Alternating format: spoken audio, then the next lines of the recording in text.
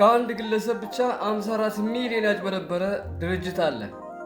አሊያም ቃል በገባው መሰረት ቀጣይ ሰኞ ላይ 9 ሚሊዮኑን ተመላሽ የሚያደርግ ከሆነ 45 ሚሊዮን ብር ያጭበረበሩትን ግለሰብ አለ።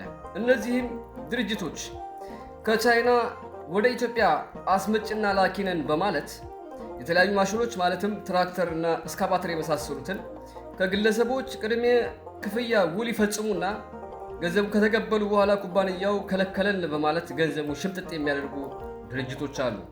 በነገራችን ላይ ፎቶም አለኝ፣ ሁሉም መረጃ አለኝ፣ የድምፅ ሪከርድም የመሳሰሉ አለኝ። ለጊዜው ስላልተፈቀደልኝ ነው እንደ ማስጠንቀቂያ። ይህ መልእክት እንዲደርሳችሁ ስለተፈለገ ነው። ሁላችሁም ኮፒ ሊንክ ሼር አድርጉ።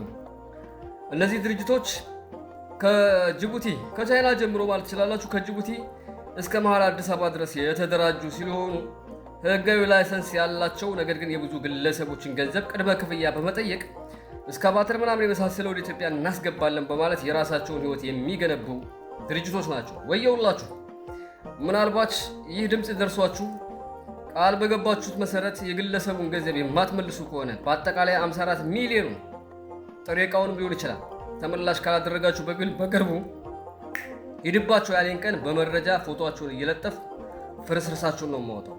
እኔ መስሚያ የጠጥ ነው። ባለሀብት ሆንክ፣ ሼክ ሆንክ፣ ኡስታዝ ሆንክ፣ ሌባ ሆንክ አለቀን። ማንም ብትሆን ማንም የግለሰቡን ገንዘብ እንድትመልሱ እያስጠነቀቅኳችሁ ነው።